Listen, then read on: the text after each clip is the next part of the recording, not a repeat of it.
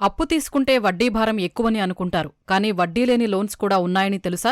వాటి గురించి ఇప్పుడు చూద్దాం. క్రెడిట్ కార్డులు. ప్రస్తుతం క్రెడిట్ కార్డుల వినియోగం విపరీతంగా పెరిగిపోయింది. అయితే ఈ క్రెడిట్ కార్డులను సరిగ్గా వాడితే మీకు వడ్డీ లేని లోన్ వచ్చినట్లే. అంటే మీ దగ్గర డబ్బులు లేకపోయినా క్రెడిట్ కార్డుతో ఏదైనా వస్తువు కొంటే మీరు ఎంత ఖర్చు చేశారో అంతే మొత్తం బిల్ పే చేస్తే సరిపోతుంది. కాబట్టి ఇది వడ్డీ లేని రుణమే. దీనికి గరిష్టంగా 50 రోజుల వరకు గ్రేస్ పీరియడ్ ఉంటుంది. అంటే 50 రోజుల్లో వాడుకున్న అమౌంట్ తిరిగి చెల్లించవచ్చు.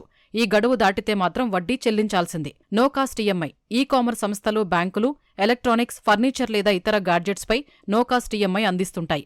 ఇది కూడా ఒక రకమైన వడ్డీ లేని లోన్ అని చెప్పొచ్చు.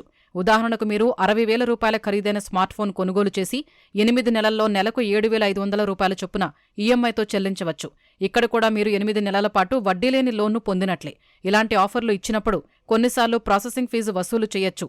జాగ్రత్తగా గమనించాలి. కొన్ని కంపెనీలు తమ ఉద్యోగులకు వడ్డీలేని రుణాల్ని అందిస్తుంటాయి. ఉద్యోగుల ఇంటి నిర్మాణం, పిల్లల చదువులు లేదా అత్యవసర ఖర్చులకు కంపెనీలు వడ్డీ లేకుండా లోన్స్ ఇస్తాయి. అయితే మీ కంపెనీలో ఇలాంటి అవకాశం ఉందా లేదా అనేది సంబంధిత డిపార్ట్మెంట్ను సంప్రదించి తెలుసుకోవచ్చు. వీటితో పాటు కేంద్ర రాష్ట్ర ప్రభుత్వాలు రైతులు, పేదల కోసం ప్రత్యేక పథకాల ద్వారా వడ్డీలేని రుణాలు ఇస్తున్నాయి. అయితే ఈ లోన్స్ రావాలంటే కొన్ని నిబంధనలు వర్తిస్తాయి.